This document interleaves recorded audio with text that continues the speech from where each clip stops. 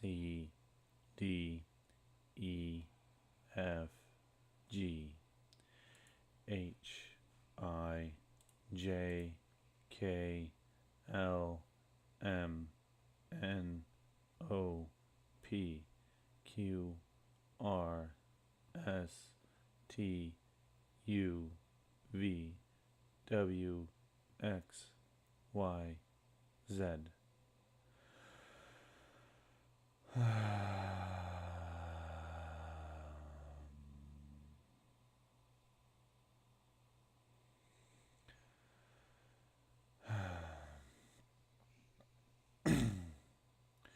Z Y X W V U T S R Q P O N M L K J I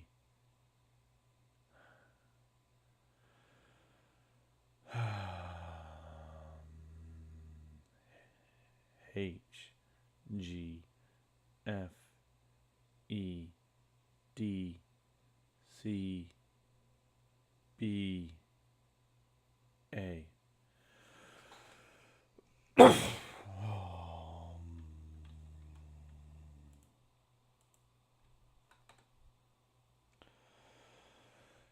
A, A.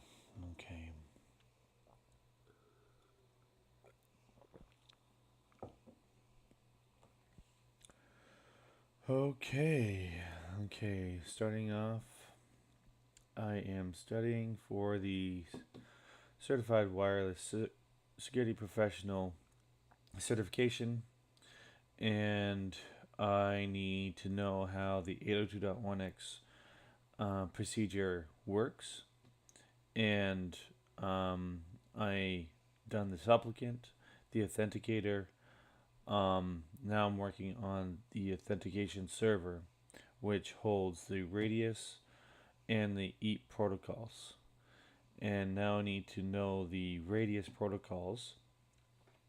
In order to do that, I gotta go to the um, information about the 802.1x radius protocol and wiki. So I gotta do that. Okay. So this is where I want to be, right here. Okay. So the remote authentication dial in user service, radius. Radius stands for Remote Authentication Dial in User Service. Is a networking protocol that provides a centralized authentication, authorization, and accounting AAA AAA management for users who connect and use a network service. Radius was developed by Livingston Enterprises Inc. in 1991 as a server authentication and accounting protocol, and later brought into the Internet Engineering Task Force (IETF) standards. Because of the broad support and ubiquitous nature of the Radius protocol, it is often used by ISPs and enterprises to manage access to the Internet or internal networks, wireless networks, and integrated email services. These networks may incorporate modems, DSLs, access points, VPNs, network ports, and web servers. Radius is a client-server protocol that runs on the application layer and can cause either TCP or UDP as a transport. And can cause? No. Release.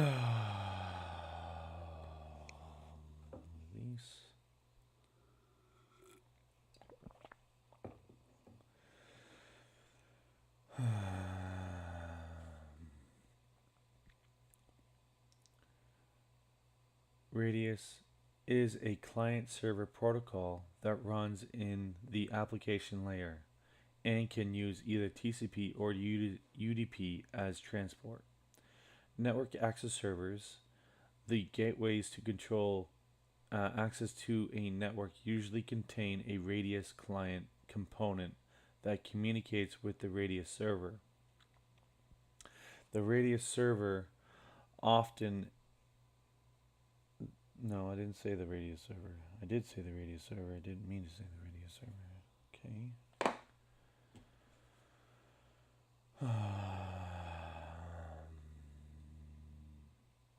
Radius is often the back end choice for 802.1x authentication as well.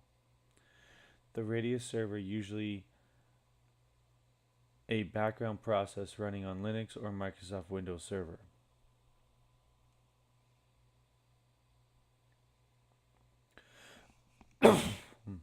Sorry. Radius is a AAA protocol which manages network access in the following two-step process, also known as AAA transaction. AAA stands for Authentication, Authorization, and Accounting. Authentication and authorization characteristics in Radius are described in the RFC 2865. 2865.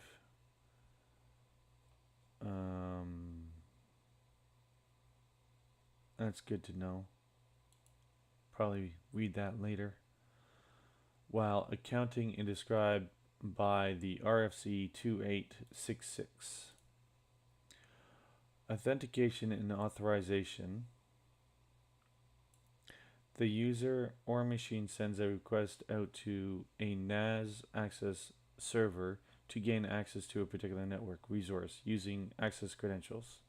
The credentials are passed to the NAS device via link layer protocol, for example, point-to-point protocol (PPP). In the case of many dial-ups or DSL providers, or posted in an AAA HTTPS secure web form.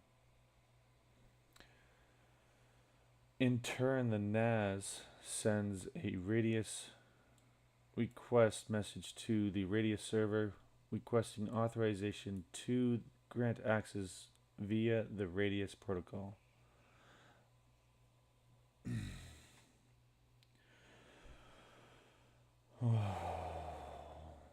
This request includes access credentials, typically in the form of username and password or security certificates provided by the user. Additionally, additionally,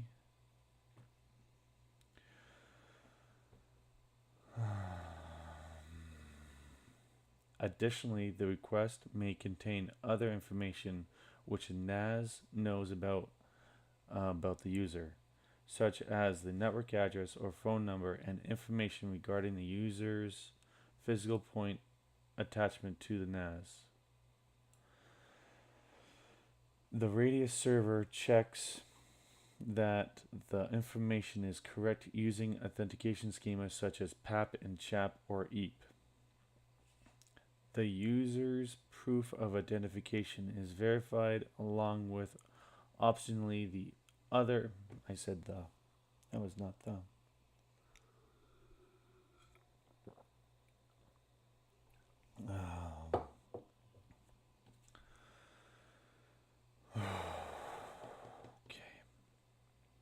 Okay. Optionally, other information related to the request, such as the user's network address or phone number, account status, and specific network service access privileges.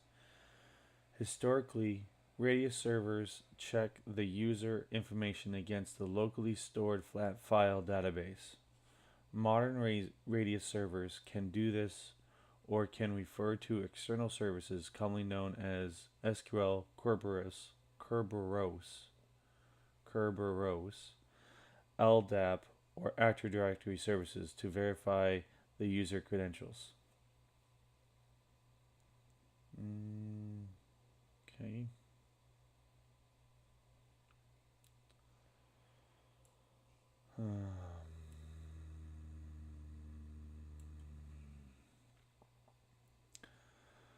The Radius server then returns one of three responses to the NAS. Reject, access challenge, or access accept. I said the.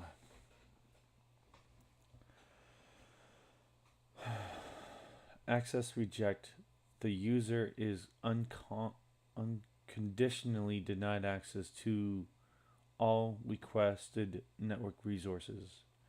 Reasons may include failure to provide proof of identification or an unknown or inactive user account.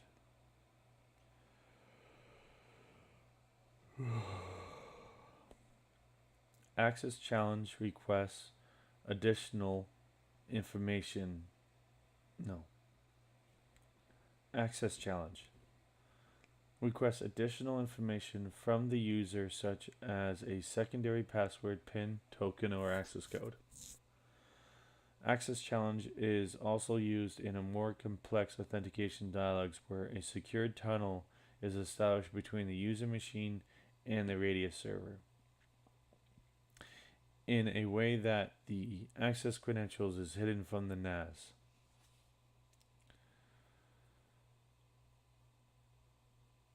Access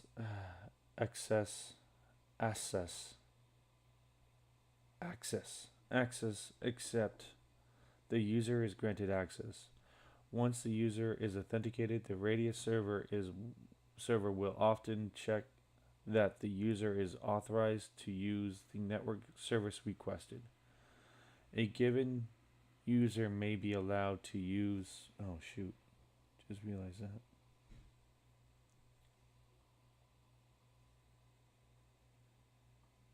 Where am I?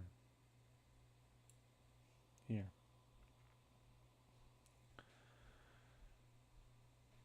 A given user may be allowed to use a company's wireless network but not its VPN service, for example. Let me say that again. No, that doesn't make any sense.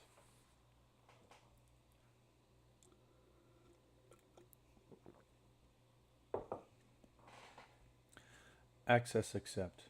The user is granted access. Once the user is authenticated, the Radius server will often check that the user is authorized to use the network service requested.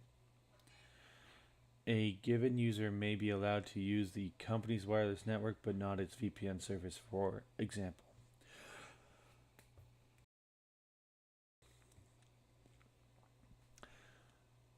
Again, this information may be stored locally on the Radius server or may be looked up in an external source such as LDAP or Active Directory.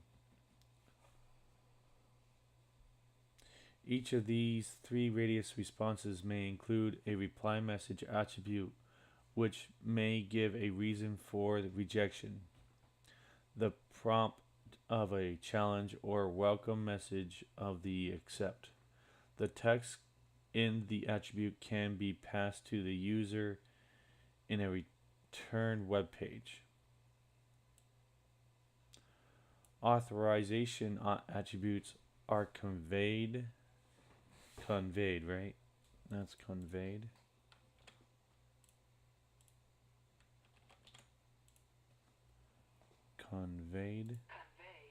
Yeah. Conveyed to the NAS stipulating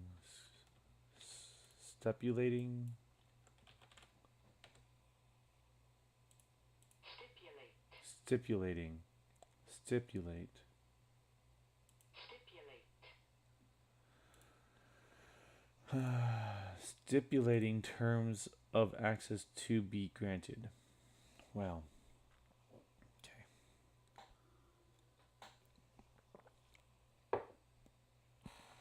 okay. For example, the following authorization attributes may be included in an access accept. The specific IP address to be assigned to the other user, the address pool from which the user's IP address should be chosen, the maximum length of time that the user may remain connected, an access list, proprietary queue or other restrictions, priority queue or other restrictions on a user's access, L2TP parameters, which is layer 2 tunneling protocol. Okay. Parameters, VLAN parameters, quality service parameters. When a client is configured to the radius, any user of the client presents authentication information to the client. Well, what does that mean?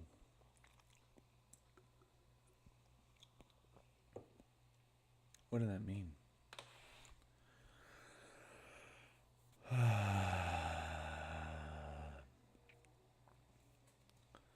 When a client is configured to use radius, any other client presents, any user of the client presents authentication information to the client.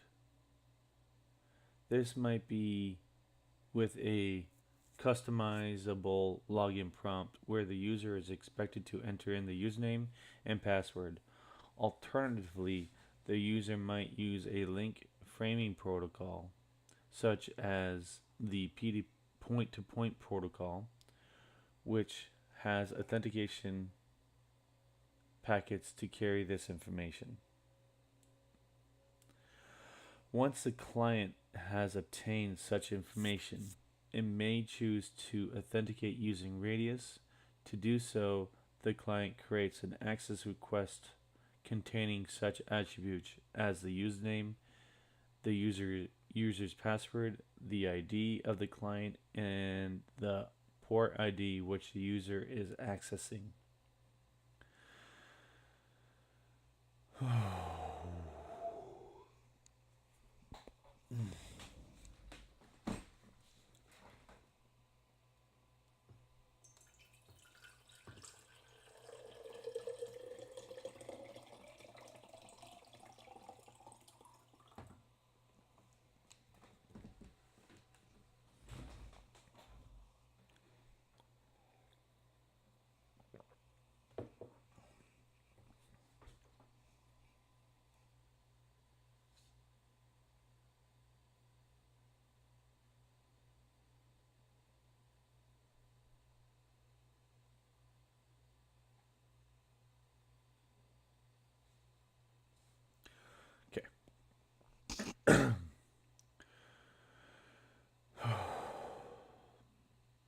When a password is present, it is hidden using the method based on the RSA message digitist algorithm, MD5. What does that mean? Digest or digest. Message digest algorithm. That's got to be algorithm. That's how you say algorithm, right? That's algorithm. Algorithm. Yeah. Okay, good. When a password is present, it is hidden using the method based on the RSA message digest algorithm MD5.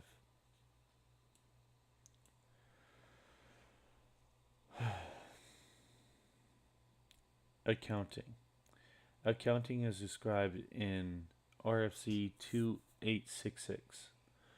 When network access is granted, the user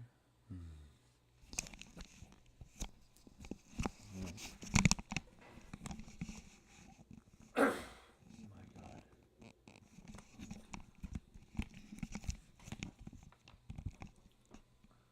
This is so hard. So hard.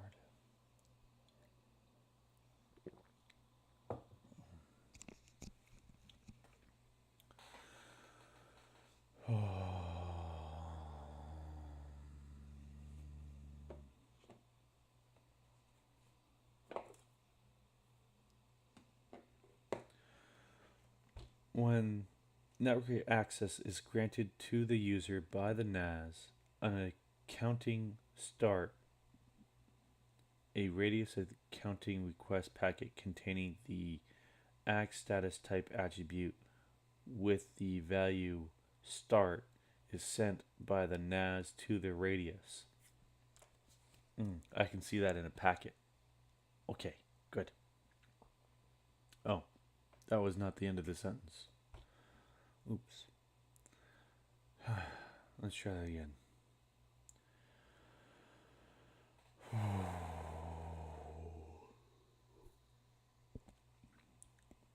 When the I said the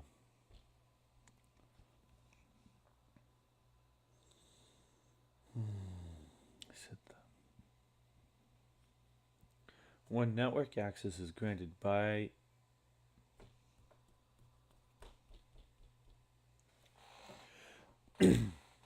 when network access is granted to the user by the NAS, an accounting start radius accounting request packet containing an ACK status attribute with the value of start is sent by the NAS to the radius server to signal the start of the user's network access. Start records typically start records typically contain the user's identification, network access, point of attachment, and unique session identifier.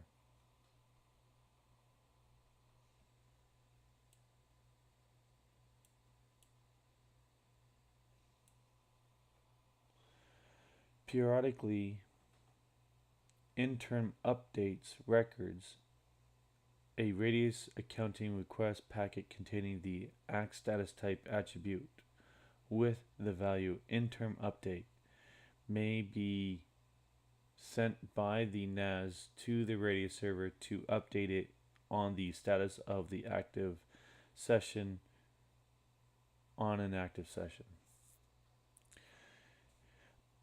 Periodically, interim update records may be sent by the NAS to the radius server to update it on the status of an active session.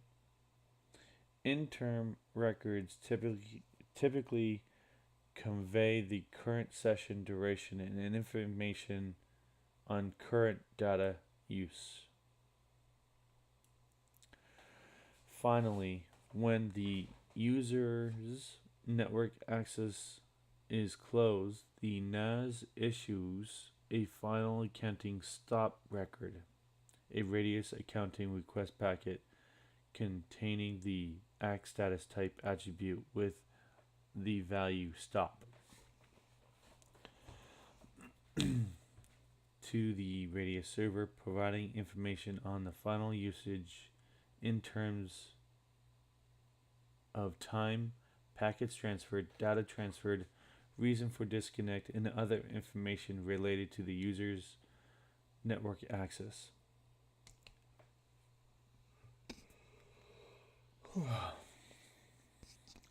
Typically, the client stands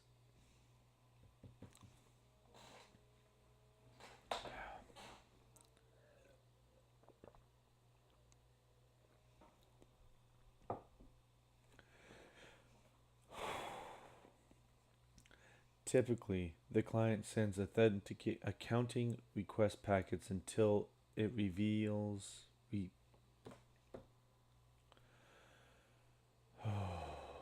Typically, the client sends accounting request packets until it receives an accounting response acknowledgement using some retry interval. The primary purpose of this data is that the user can be billed accordingly. The data is also commonly used for statistical purposes.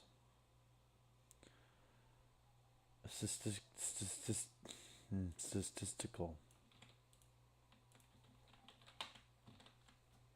I just copy that. Try that again.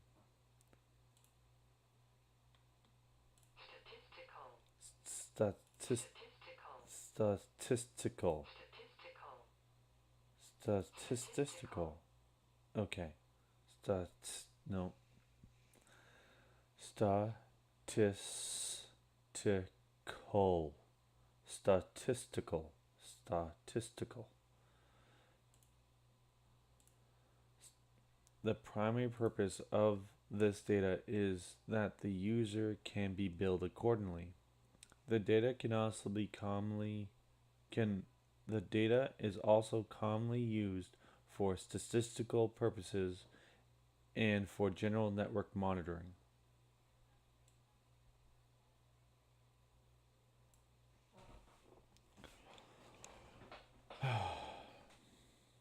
Radius is commonly used to facilitate roaming between ISPs, for example, by companies which provide a single globe of set credentials that are usable on many public networks.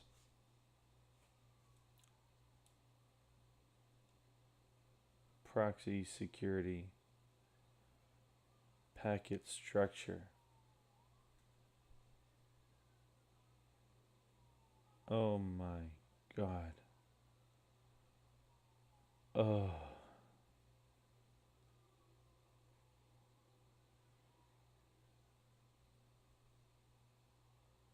Oh. Why did I do that?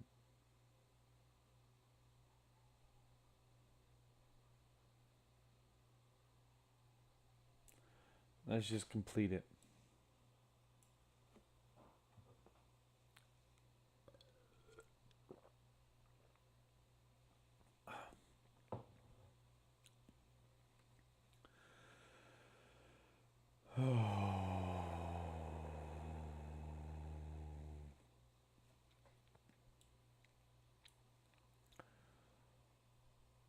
Roaming. Radius is commonly used to facilitate roaming between ISPs, for example, by companies which provide a single globe set of credentials that are usable on many public networks.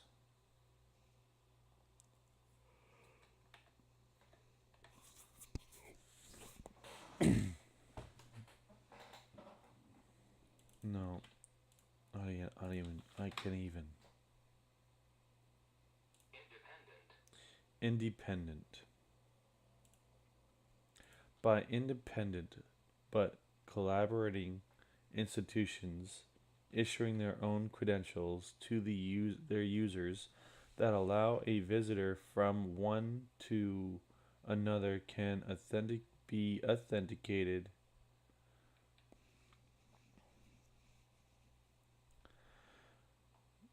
that allow a visitor from one to the other to be authenticated by their home institutions such as EduRoam.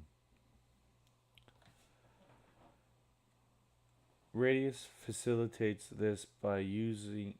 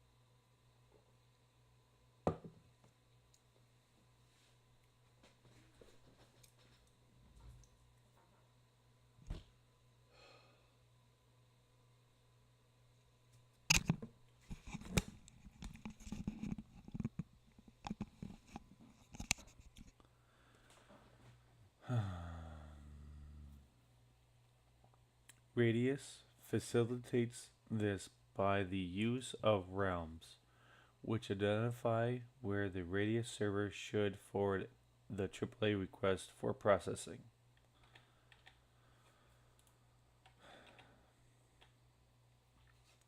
Realms. A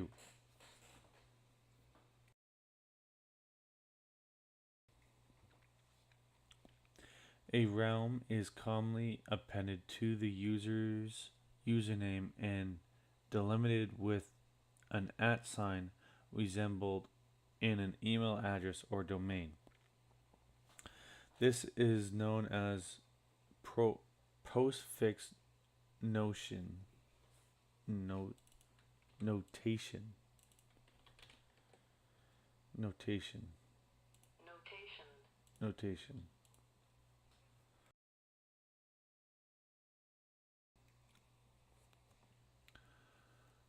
For the realm.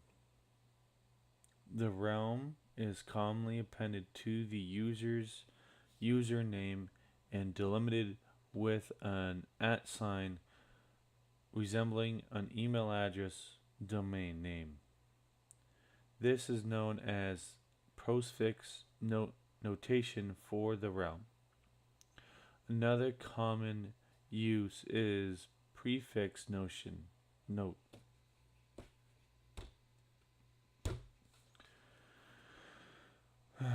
Notation, which involves prepending the realm to a username and using / as the delimiter.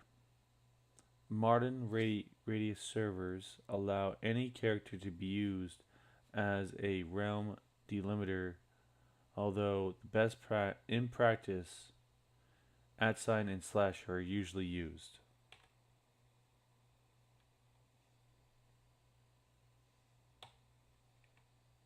Realms can be compounded using both prefix and postfix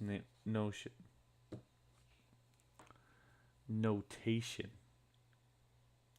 to allow for complicated roaming scenarios.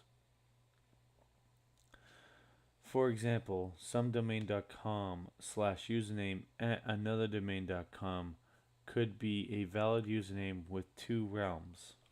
Although realms often resemble domains, it is important to note that realms are in fact arbitrary texts and need not contain real domain names.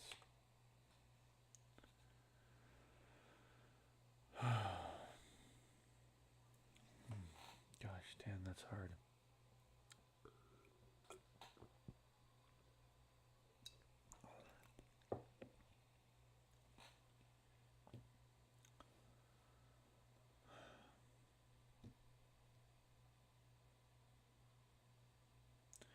Realm formats are standardized in RFC 4282, which defines a network access identifier, NAI, in the form of username at realm. In that specification, the realm portion is required to be a domain name. However, this practice is not always followed. RFC 7542 replaced RFC 2482 in May 2015.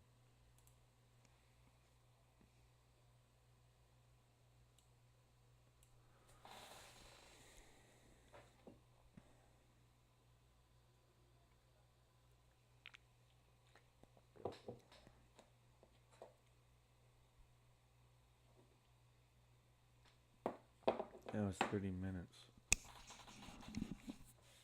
God.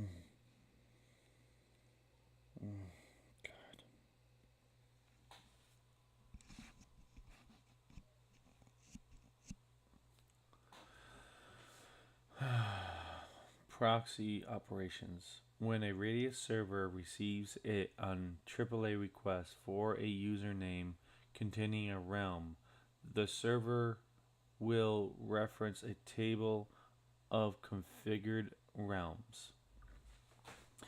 If the realm is known, the server will then proxy the request to the configured home server for that domain. The behavior of the proxying server regarding the removal of the realm from the request stripping is configured dependent on most servers.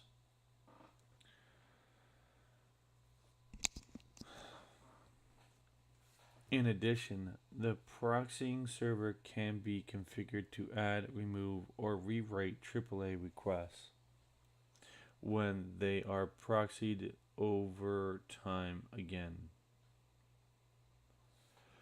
Proxy changing.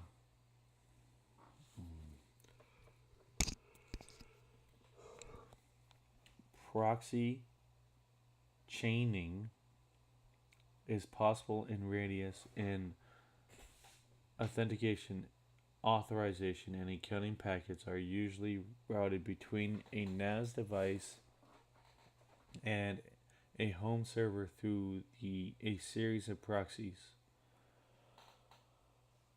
Some of the advantages of using proxy chains including scalability improvements, policy implementation, and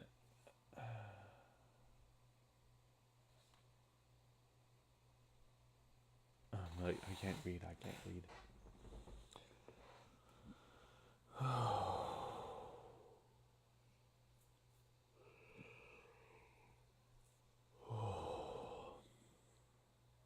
Okay.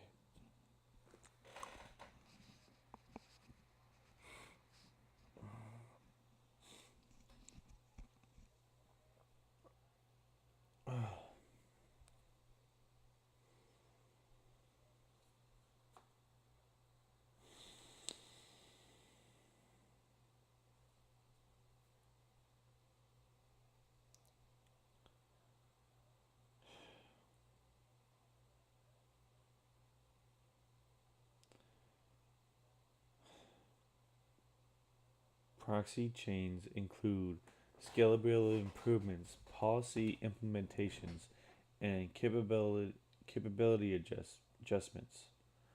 But in roaming scenarios, the NAS proxies and home server could be typically managed by different administrative entities. Hence, the trust factor among the proxies gains more significance under such internal interdomain applications. Wow. Let me read that again.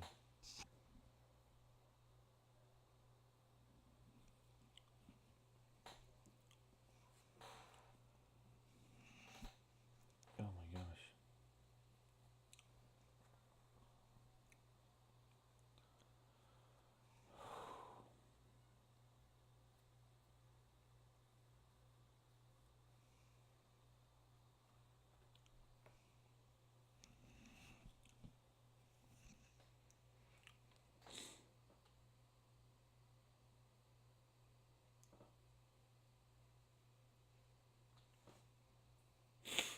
Proxy chains include improve include in scalability improvements, policy implementations, and capability adjustments.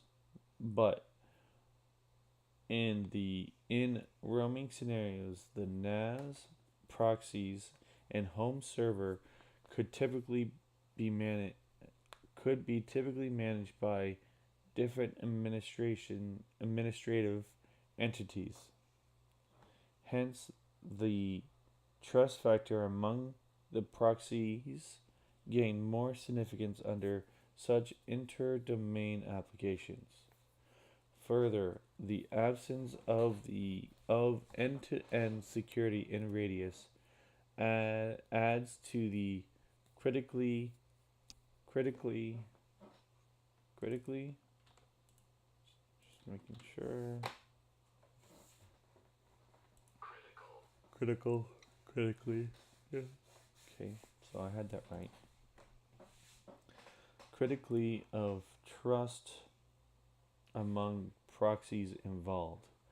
Proxies chains are explained in RFC 2607.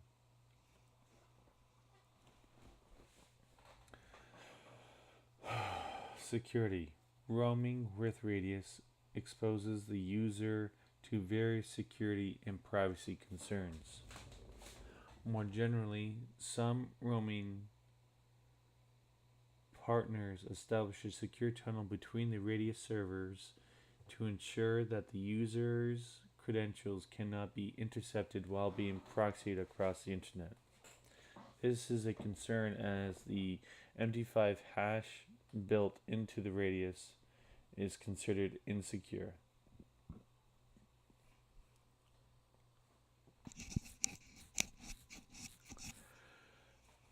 Okay, now we're getting into the packets. Ooh. The packet structure. The radius packet data format is shown to the right. The fields are transmitted from left to right, starting with the code, the identifier, the length, the authenticator, and the attributes. Radius code decimal are as follows. Code 1, access request. Code 2, access accept. Code 3, access reject. Code 4, accounting request. Code 5, accounting response. Code 11, access challenge. Oh, whoops.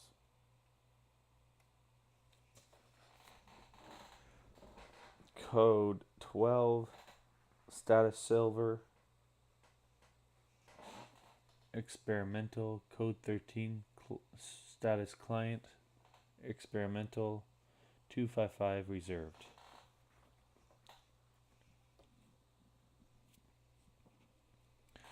The identifier field aids in matching requests and replies. The length field indicates the length of the entire radius packet, including the code identifier, length, authenticator, and optional attribute fields. The authenticator is used to authenticate the reply from the radius server and is used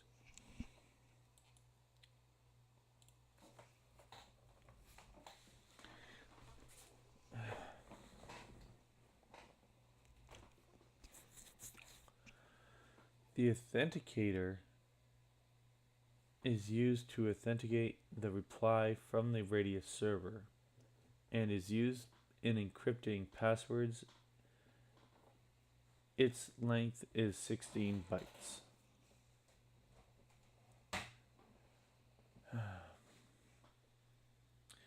Attribute value pairs. Oh man, this is a lot. I'm almost done. Yay, almost done.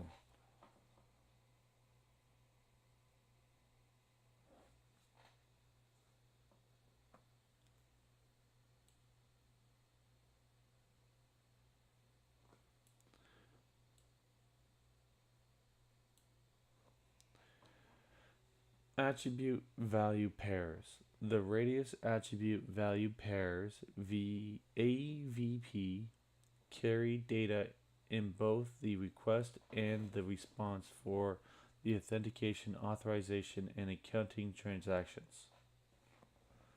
The length of the radius packet is used to determine the end of the VAP.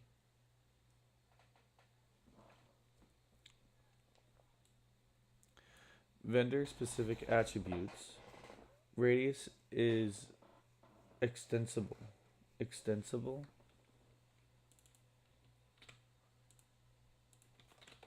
Extensible.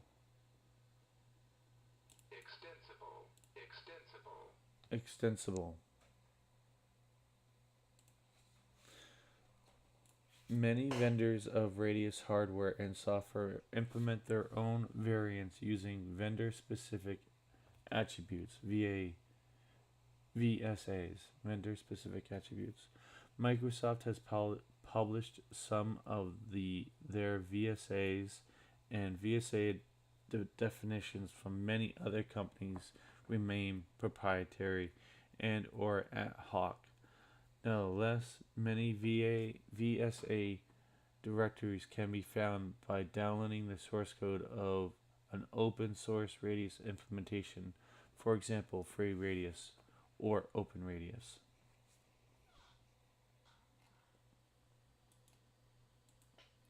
Oh, I gotta take a break.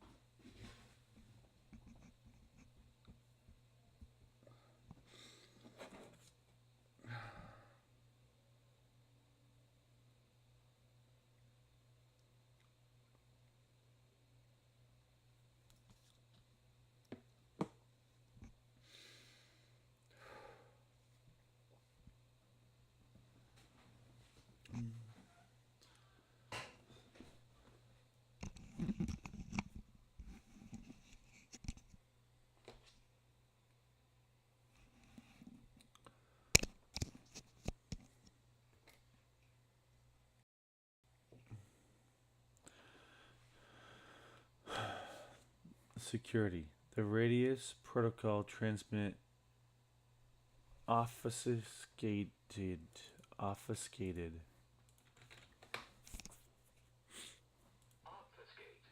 obfuscate obfuscate obfuscated. What does that mean? To confuse, bewilder, or stupefy. Transmit obfuscated passwords using shared secret and the MD5 hashing algorithm, as this particular implementation provides only a weak protection of the user's credentials.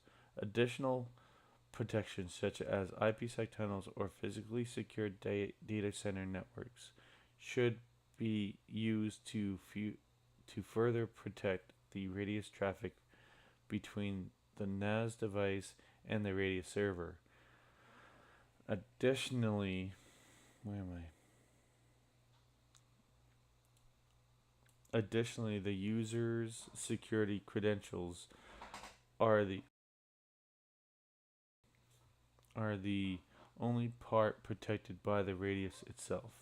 Yet other specific attributes such as tunnel group ID or VLAN management manage, manage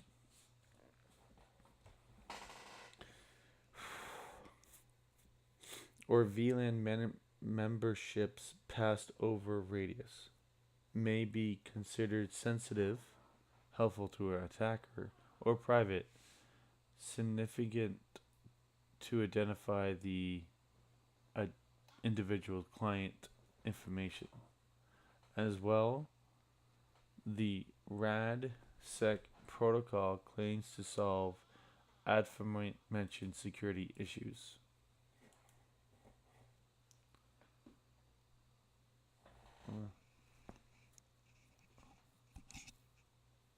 Really?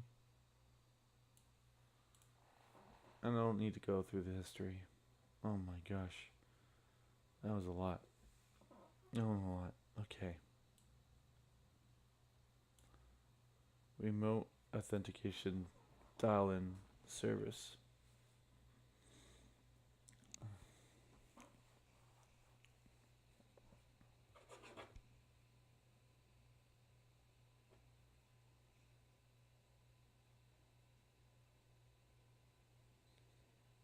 Oh my gosh. That was a lot. Alright.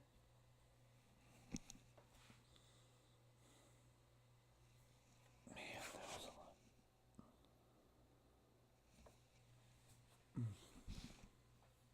Okay. All right. I think I am done for today. We'll end this in a G breath.